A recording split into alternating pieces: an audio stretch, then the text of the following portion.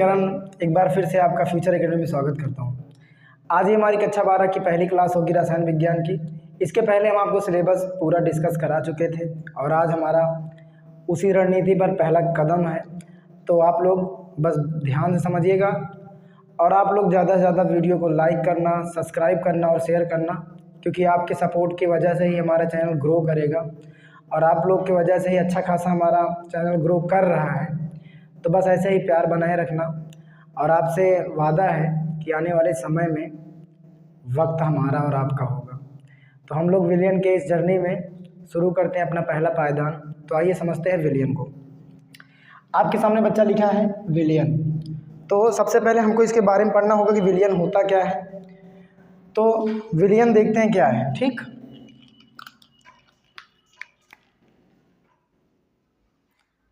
तो आज की हमारी हेडिंग होगी विलियन, जिसको हम बोलते हैं बच्चों सॉल्यूशन। क्या बोलते हैं? सॉल्यूशन।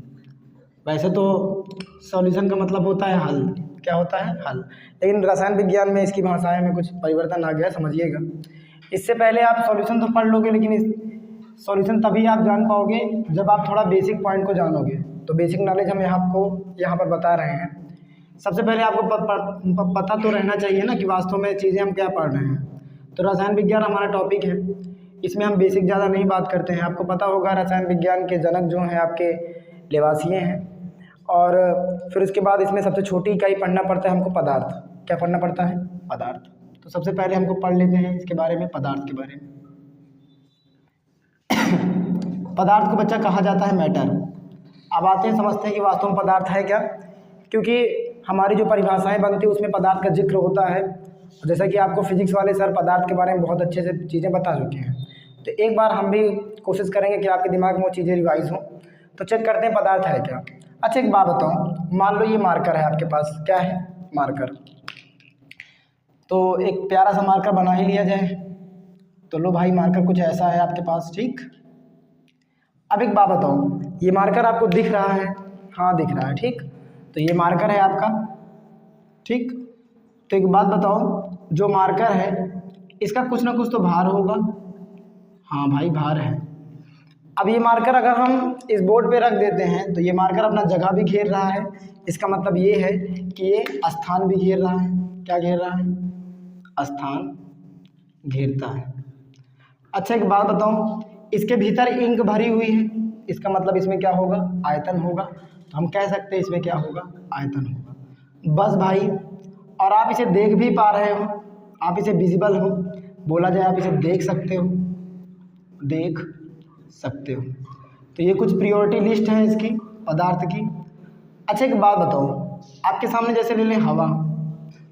तो हम लोग टेस्ट करेंगे हवा के बाद कि हवा में क्या भार होता है। तो आप लोग गुब्बारा जानते हो? क्या? गुब्बारा। गुब्बारे को जब आप फुला देते हो, इसके अंदर जब एयर चली जाती है तो कुछ ना कुछ इसके भार होगा। इसका मतलब सेटिस्फाई होता है कि इसमें क्या होता है? भार होता है। गुब्बारे में हवा भरता है, इतना बड़ा गुब्बारा है तो हवा उतने दूर में जाएगा, इतना बड़ा है तो इतना बड़ा। इसका मतलब उसके अंदर आयतन भी होगा और स्थान भी घेरेगा। क्या आप उसे देख सकते हो? तो इसका मतलब ये है कि आप उसे देख नहीं सकते हो, ठीक। तो आप उसे देख नहीं सकते हो। तो इसका मतलब पदार्थ की दो कंडीशन है। पदार्थ को देखा भी जा सकता है और पदार्थ को देखा नहीं भी जा सकता है। इसी वजह से आप पढ़े होंगे वह वस्तु जिसमें, या बोल सकते हैं हम लोग वह वस्तु जो स्थान घेरे, जिसमें आयतन हो, भार हो तथा जिनका अनुभव अपनी ज्ञानेंद्रियों द्वारा कर सकते हैं, उसे हम क्या बोलते हैं? पदार्थ। अब यहाँ पर एक शब्द आता है ज्ञानेंद्री। ज्ञानेंद्री का मतलब होते हैं वह इंद्रियाँ जो चीज़ें महसूस करना आपको सिखाती हैं, जो चीज़ें आप महसूस करते हो, जो आप देख ही नहीं पाते हो। खुशबू, जैसे कि हो गया आपका हवा, आप इसे महसूस करते हो। और बाकी आप पढ़े होंगे इंटरजेक्शन किसे कहते हैं? Some sudden feeling of the heart, मतलब हृदय की जो गतिविधियाँ होती हैं जिसे महसूस किया जा सकता है, वो भी एक पदार्थ के रूप में बोला जा सकता है, ठीक है। तो आज हम लोग पदार्थ के बारे में जान गए कि पदार्थ वास्तव में होता क्या है, जिसमें भार हो, जो स्थान घेरे, जो आयतन हो, जिसे हम देख सकते हैं और जिसे नहीं भी देख सकते हैं, जैसे कि हवा। तो ये भी पदार्थ के फॉर्म में आएगी। सबसे पहले हम लोग पदार्थ के बारे में ही जानेंगे। तो सबसे पहले हम यहाँ पर पहली हेडिंग अपना लगाएंगे, पदार्थ किसे कहते हैं।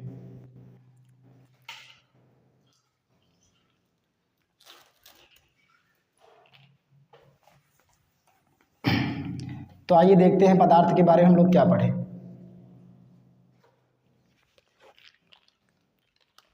तो नोट्स आप बनाते चलना, क्योंकि बिना नोट्स के काम खराब है। तो पदार्थ, जिसे हम बच्चा बोलते हैं मैटर, विलयन पहले पढ़ने से पहले आपको ये टर्म जानने होंगे। तो हम यहाँ पर क्या लिखेंगे, वह वस्तु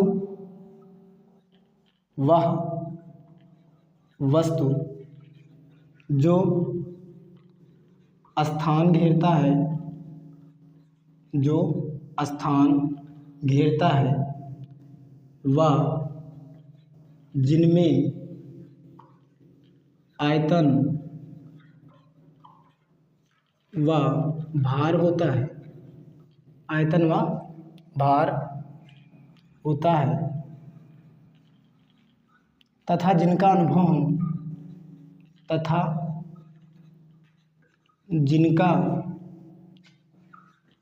अनुभव हम ज्ञानेंद्रियों द्वारा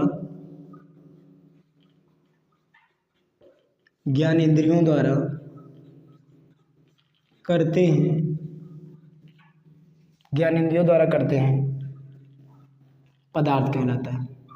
क्या कहलाता है? पदार्थ कहलाता है।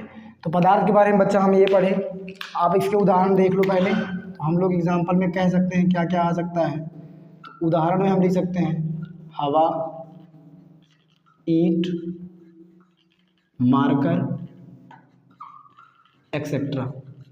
तो यहाँ पर आप एक बात सुनिएगा ध्यान से। अगर आपको चेक करना है कि कौन सा चीज़ पदार्थ के फॉर्म में आता है, तो आपको देखना पड़ेगा कि पदार्थ की परिभाषाएं में वो चीज़ें सेटिस्फाई है या नहीं। अगर सेटिस्फाई होगा तो मतलब जो स्थान भी घेरता हो, जिसमें द्रव्यमान भी होता हो, तो उसे हम लोग क्या बोलेंगे? पदार्थ बोलेंगे। ठीक है। तो अब आते हैं अपने मेन टॉपिक पर, विलयन के पास। तो सबसे पहले आपको विलयन पढ़ना है। तो विलयन के लिए बहुत ही आसान चीज़, जो कि आप पहला टर्म पढ़ चुके हो पदार्थ के बारे में। तो अब आते हैं हम विलयन को आपको बहुत बेहद अच्छे तरीके से समझाते हैं। ठीक है। अच्छा एक बात बताओ यार, अगर मान लो ये आपके सामने एक बीकर है। क्या है? बीकर।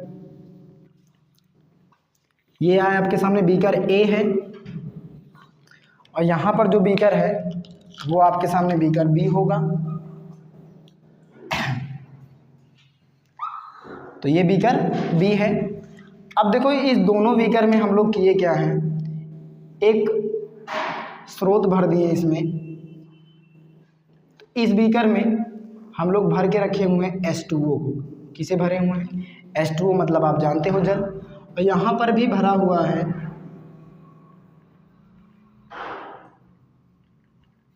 H2O। क्या भरा हुआ है? H2O। अब आपके सामने एक छोटा सा हमारा प्रश्न ये है कि पहले वाले स्रोत में हम लोग जल के साथ एक बंदे को मिला दिए, चीनी को। किसे मिला दिए? चीनी को। और दूसरे वाले बंदे में हम लोग क्या किए, इस वाले बंदे में मतलब बीकर बी में हम लोग जल के साथ किसे मिला दिए? रेत को। किसे मिला दिए? रेत को। तो हमारे सामने एक दो परीक्षण आपके सामने है कि मतलब भाई दो बीकर हैं, बीकर ए और बीकर बी। पहले बीकर में हम लोग जल और चीनी को मिला दिए, और दूसरे बीकर में हम लोग क्या किए? जल और रेत को मिला दिए। तो यहाँ पर हमारे सामने एक प्रश्न आता है कि, और सीधी सी बात है, क्या आप रेत को देख पाते हो? रेत में क्या भार होता है? जल आप देख पाते हो? जल में क्या भार होता है? चीनी आप देख पाते हो? चीनी में क्या भार होता है? इसका मतलब ये सारे कुछ पदार्थ में रखे जाएंगे। हाँ, आप सही सोच रहे हो, यानी कि ये सारी चीज़ पदार्थ ही हैं। तो अब हमारा सवाल ये है कि बीकर ए वाला ज़्यादा घुलेगा कि बीकर बी वाला ज़्यादा घुलेगा? सोच के बताओ आप लोग। हाँ, तुम बिल्कुल सही बता रहे हो। इसका मतलब ये है कि आपको समझ में आ रहा है। इसका मतलब जो बीकर ए है इसमें चीज़ें ज़्यादा घुलेंगी, और जो रेत है वो नीचे आके बैठ जाएगा। नीचे आके बैठने को रसायन विज्ञान की भाषा में बच्चों बोला जाता है अवक्षेप। क्या कहा जाता है? अवक्षेप। ठीक। अब एक बात समझिएगा आप लोग, इसका मतलब हम ये कह सकते हैं इनमें जितने भी अंग हैं पदार्थ के, जो छोटे छोटे कण हैं ना, कण में कौन कौन से चीज़ें आते हैं? परमाणु, अणु और आयन।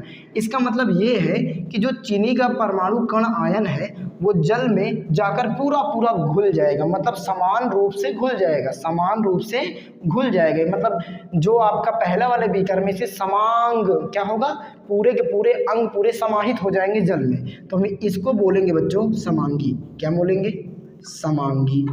ठीक, अब एक या एक से अधिक पदार्थ एक चीज़ में घुली हुई हैं तो उसे हम बोलते हैं बच्चों मिश्रण। क्या बोलते हैं, मिश्रण। तो इसका मतलब ये है कि जो बीकर ए है उसमें कैसा मिश्रण है, समांगी मिश्रण है, और जो बीकर बी है उसमें आप बता सकते हो, आपको समझ में आ गया होगा, विषमांगी मिश्रण, विषमांगी मिश्रण। तो अब आपके पूरी कहानी समझ में आ रही होगी कि हम आपको समझाना क्या चाहते हैं। इसका मतलब ये है जिसका समांगी मिश्रण होता है, दो या दो से अधिक पदार्थ जब समांग रूप में मिश्रित होते हैं उसी को हम लोग विलयन कहते हैं। अब याद रखना, विलयन तो ये भी हो सकता है लेकिन ये विषमांगी मिश्रण है। तो हम लोग समझ में आप लोग को आ गया होगा कि दो या दो से अधिक पदार्थ जब ना समांग रूप से मिलते हैं तो उसी को हम लोग क्या बोलते हैं बच्चा, उसी को हम लोग बोलते हैं विलयन। अब इसकी एक सटीक परिभाषा आपके सामने लिख दिया जाए। ठीक, तो एक बार इसे हम इरेज करते हैं। अगर आप स्क्रीनशॉट लेना चाहो तो पहले ले लो, फिर हम 2 मिनट लगे इसे इरेज करके आपको चीज़ें आगे बढ़ाते हैं। ठीक, चलो ठीक है, आप स्क्रीनशॉट ले लिए होंगे। अब आपको हम समझाते हैं विलयन की परिभाषा। तो विलयन की जो हमारी परिभाषा होगी वो क्या बनेगी, यहाँ से हम लोग लिखना स्टार्ट करते हैं। विलयन, विलयन का मतलब होता है सॉल्यूशन। क्या होता है, सॉल्यूशन। ठीक, अब हम क्या पढ़े अभी तक, हम ये जाने दो या दो से अधिक पदार्थों के, दो या दो से अधिक पदार्थों के समांगी मिश्रण को, समांगी मिश्रण को, दो या दो से अधिक पदार्थों के समांगी मिश्रण को विलयन कहा जाता है। क्या कहा जाता है बच्चों, विलयन कहा जाता है। ठीक, तो ये रही बच्चा विलयन की परिभाषा। लेकिन इसमें भी आपको कुछ बातें जाननी होगी। तो सबसे पहले हम लोग इसके कुछ एग्जाम्पल लिख लेते हैं। जैसे पहला एग्जाम्पल हम लोग क्या पढ़े, पहला एग्जाम्पल यही पढ़े ना कि अगर हम जल के साथ चीनी को मिला दें तो वो आपका क्या हो जाएगा, वो होगा आपका समांगी मिश्रण। हम विलयन इसका तैयार कर सकते हैं। अगर हम जल में ग्लूकोज को मिला दें, किसे मिला दें, ग्लूकोज को मिला दें, तब वो भी आपका क्या होगा, एक समांगी मिश्रण होगा, आदि। ठीक, तो अब हम लोग समझ चुके हैं कि विलयन किसे कहते हैं, कि दो या दो से अधिक पदार्थों को ही क्या बोला जाता है, विलयन कहा जाता है। लेकिन उनका मिश्रण जो होना चाहिए वो समान रूप से घुले रहने चाहिए। ठीक, अब हम लोग इसके कुछ नोट पॉइंट देखेंगे ताकि आप लोगों को बेहतर चीज़, ठीक है। तो थोड़ा जगह का अभाव है तो इसलिए आप लोग थोड़ा सा वीडियो को जल्दी से रिवाइज कर लीजिए और इसको स्क्रीनशॉट में रख लीजिए ताकि आपको बेहतर रूप से समझ में आए। ठीक,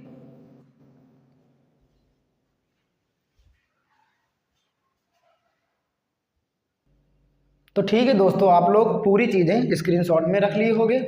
अब एक बात सुनना, हम लोग एक बार रिपैप कर लेते हैं, क्या पढ़े, क्या क्या पदार्थ क्या होता है। वे वस्तु जिनमें स्थान घेरा जाए, जो जिसमें आयतन हो, जिसमें भार हो, जिनका अनुभव हम कर सकते हैं, उसी को हम लोग पदार्थ कहते हैं। फिर हम लोग पढ़े विलयन किसे कहते हैं। तो विलयन कहा किसे जाता है, जब दो या दो से अधिक पदार्थों का समांगी मिश्रण होता है उसी को हम लोग विलयन कहते हैं। अब आते हैं कुछ नोट पॉइंट के विलयन पे पढ़ते हैं कि हम लोग विलयन में और क्या चीज़ें बेहतर रूप से सीख सकते हैं। तो देखो आपके सामने कुछ नोट है, ठीक, नोट पॉइंट। तो नोट पॉइंट को बेहतर रूप से समझेंगे। अच्छा एक बात बताओ, सबसे पहला उदाहरण जो हमारा था वो था जल, और फिर क्या था आपके पास, पानी। मतलब बोल रहे हैं जल और पानी, जल और पानी तो एक ही है यार। जल के साथ किसे मिलाए थे, चीनी को मिलाए थे, है ना। तो दो या दो से अधिक पदार्थ मिल गए थे और क्या बन गया था हमारा, एक विलयन बन गया था। ठीक, अब देखो जो आपसे एक सवाल पूछते हैं, आप लोग खुद बताओ कि जल मात्रा में क्या होगा, इस विलयन में जो जल होगा वो मात्रा में कितना होगा, ज़्यादा होगा चीनी से कि कम होगा। हाँ हाँ सही सोच रहे हो, इसका मतलब जो जल है आपका वो मात्रा में अधिक होगा। क्या होगा, मात्रा में अधिक, मात्रा में अधिक। और जो आपका बच्चा चीनी है वो क्या होगा, मात्रा में कम, मात्रा में कम। तो याद रखना केमिस्ट्री की भाषा में इसी को बच्चा बोला जाता है, जो बंदा मात्रा में अधिक होता है उसे हम बोलते हैं विलायक। क्या बोलते हैं, विलायक। और जो बंदा मात्रा में कम होता है उसे हम बोलते हैं विलेय। क्या बोलते हैं, विलेय। इसका मतलब ये है कि विलायक और विलेय मिलकर ही किसका निर्माण करते हैं, विलयन का निर्माण करते हैं। अब देखना एक बात, छोटी सी ट्रिक भी है कि यहाँ पर देखो वा, ला, या, का कितने अक्षर हैं, 4 अक्षर है। और यहाँ पर वा, ला, या 3 अक्षर है। तो मतलब अक्षरों की संख्या में भी ज़्यादा कितने हैं, 4। इसका मतलब ये है कि मात्रा में जो ज़्यादा होगा उसी को हम क्या बोलेंगे, विलायक। और जो मात्रा में कम होगा उसी को हम लोग बोलेंगे विलेय। अब याद रखना इसे इंग्लिश में क्या कहा जाता है और विलेय को इंग्लिश में क्या कहा जाता है, ये आपको बातें हम बता रहे हैं। देखो जो आपका विलायक है बच्चा, इसे बोला जाता है सॉल्वेंट। क्या बोला जाता है, सॉल्वेंट। और विलेय को बोला जाता है सॉल्यूट। क्या बोला जाता है, सॉल्यूट। और जब सॉल्वेंट और सॉल्यूट मिल जाते हैं तब बन जाता है आपका सॉल्यूशन। तो ये रहा हमारा नेक्स्ट पॉइंट कि हम लोग विलयन जो पढ़ते हैं कि विलयन में क्या क्या बातें आपको देखने को मिलेगी। तो याद रखना बच्चा, विलयन में आपको 2 बातें तो जरूर मिलेगी, एक विलायक होगा और एक विलेय होगा। जो विलायक है वो मात्रा में ज़्यादा होगा और जो विलेय है वो मात्रा में कम होगा। तो इसी से बनता है आपका क्या, विलयन बनता है। तो आशा करते हैं आपको ये बातें समझ में आ गई होगी। आप इसे स्क्रीनशॉट ले लो, फिर हम अगला स्टेप अपना बढ़ते हैं।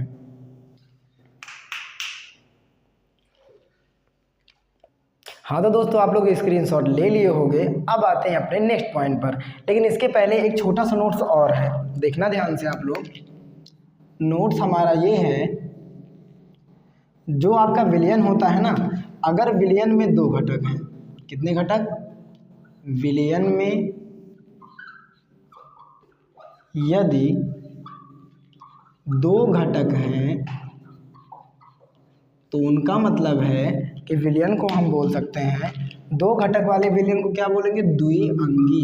क्या बोलेंगे, द्विअंगी। अब एक बात बताओ यार भाई, 2 अंगी कैसे हुए, इसका मतलब जल और चीनी था, इसमें 2 ही लोग मिले आकर ना, तो वो बन गया आपका 2 अंगी। अब हम बोल सकते हैं कि यदि आपका जो विलयन है अगर उसमें बच्चों 3 घटक आ जाए, कितने घटक, 3 घटक, तो उसे हम बोलेंगे त्रिअंगी। क्या बोलेंगे, त्रिअंगी। तो ये हमारा रहा नेक्स्ट पॉइंट। अब आते हैं आपको अगली बात समझाते हैं विलयन के प्रकार को, टाइप्स ऑफ सॉल्यूशन। अब हम अपना अगला हेडिंग करेंगे types of solution. Types of solution, ठीक। हम बोल सकते हैं इसको विलयन के प्रकार। अच्छा एक बात बताओ, जब किसी बंदे को बांटा जाता है, हमारे कहने का मतलब ये है जब किसी को प्रकार के बारे में बताया जाता है तो कुछ आधार मानना पड़ता है।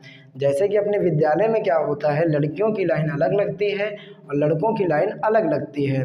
उसी प्रकार से विलयन के मात्रा के आधार पर बांटा जाता है, अवयवों के आधार पर बांटा गया है, भौतिक अवस्था के आधार पर बांटा गया है। जो अवयव था वो मात्रा ही बन जाता है। तो आज हमारा पहला आधार होगा अवयवों की मात्रा के आधार पर। किसके आधार पर, अवयवों के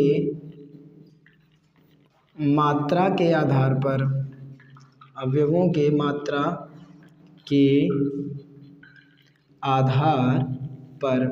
तो याद रखना बच्चा कि अवयवों की मात्रा के आधार पर, मात्रा का मतलब ये है कितना ज़्यादा या कितना कम, उसी के आधार पर याद रखना विलयन 5 प्रकार के होते हैं। कितने प्रकार के होते हैं विलयन, ये 5 प्रकार के होते हैं। ये 5 प्रकार के होते हैं। तो हमारा जो पहला प्रकार है वो होगा तनु विलयन, ठीक। फिर हमारा दूसरा होगा सांद्र विलयन। क्या होगा, सांद्र विलयन। फिर हमारा जो तीसरा होगा वो होगा संतृप्त विलयन, संतृप्त विलयन। फिर हमारा होगा चौथा पॉइंट असंतृप्त विलयन।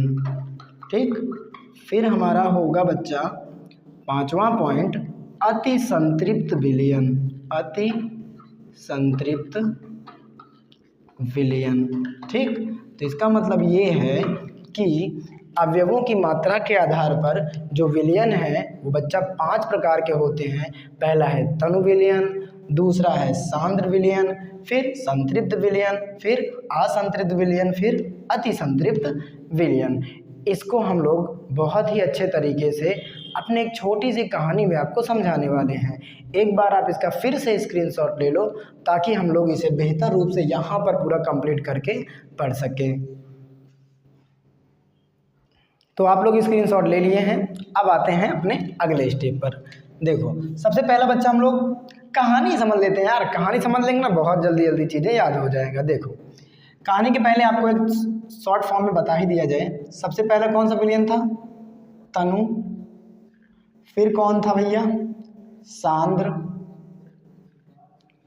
फिर कौन था? संतृप्त। फिर चौथा कौन था? असंतृप्त। फिर पांचवा आपका था अति संतृप्त। देखो, ये सारी परिभाषाएं आपको समझनी है तो आपको विलेय को समझना पड़ेगा। किसे समझना पड़ेगा? विलेय, जो मात्रा में कम होता है, उसी के ऊपर ये सारी परिभाषाएं आपकी खत्म हो जाती हैं। आपके सामने एक छोटा सा एग्जाम्पल, पहले इन दोनों को हम लोग समझते हैं कि ये दोनों बलाएं क्या हैं। देखना ध्यान से। आपके सामने बच्चा शहद है, क्या है? शहद। और आपके सामने जल है, क्या है? जल। अब एक बात लॉजिकल है, आप बताओ शहद का प्रवाह ज़्यादा होगा कि जल का प्रवाह ज़्यादा होगा? हाँ, शहद का प्रवाह क्या होगा? ज़्यादा होगा ना? नहीं यार, जल का प्रवाह ज़्यादा होगा, शहद का प्रवाह कम होगा। तो इसका मतलब ये है जो आपका शहद है उसका प्रवाह क्या होगा? होगा ही नहीं, बोल सकते हैं प्रवाह क्या होगा? कम। और जो आपका जल है इसका प्रवाह क्या होगा? ज़्यादा। अब एक बात बताओ, तो प्रवाह कम या ज़्यादा किस पर डिपेंड करता है? उनके कणों पर। ठीक, तो याद देना, अगर कण बहुत पास पास हैं तो उनका प्रवाह कम होगा, और कण अगर दूर दूर हैं तो उनका प्रवाह क्या होगा? ज़्यादा होगा। इसका मतलब हम ये कह सकते हैं कि जो आपका शहद है वो ज़्यादा गाढ़ा होगा। क्या होगा? गाढ़ा होगा। और जो आपका जल है वो क्या होता है? द्रव अवस्था में होता है। तो इसका मतलब हम ये कह सकते हैं जो बंदा ज़्यादा गाढ़ा है उसे हम बोल सकते हैं बच्चा सांद्र। क्या बोल सकते हैं? सांद्र। और जो बच्चा द्रवीय अवस्था में है उसे हम बोल सकते हैं क्या? तनु। क्या बोल सकते हैं? तनु। अब सांद्र चीज़ें कैसे बनेंगी और तनु चीज़ें कैसे बनेंगी ये जान लो। देखो, अगर जो विलेय की मात्रा है वो ज़्यादा हो जाएगी, क्या होगी? विलेय की मात्रा, विलेय की मात्रा अगर ज़्यादा रहेगी तो उसे ही हम क्या बोलेंगे? सांद्र बोलेंगे। ठीक, अगर विलेय की मात्रा कम रहेगी, अगर विलेय की मात्रा कम रहेगी तो उसे हम बोलेंगे तनु। ठीक, तो इसका मतलब हम ये कह सकते हैं कि जिसमें विलेय की मात्रा ज़्यादा होती है ना बच्चों, वो आपका सांद्र कहलाता है। जिसमें विलेय की मात्रा कम होती है उसे हम क्या बोलते हैं? तनु। इसको समझने के लिए आप एक बात बताओ यार, मान लो आपके सामने बीकर है, क्या है? बीकर, और इसमें जल भरा हुआ है। ठीक, और एक बीकर ये भी है। ठीक, इसमें 5 लीटर जल भरा हुआ है, इसमें भी 5 लीटर ही जल भरा हुआ है। अब एक बात बताओ, अगर हम ऊपर से इसमें नमक की मात्रा ज़्यादा कर दें या चीनी की मात्रा ज़्यादा कर दें, मान लो 5 लीटर चीनी है तो 5 किलो, मतलब 5 लीटर पानी है तो 5 किलो हम चीनी लाकर इसमें डाल दे रहे हैं।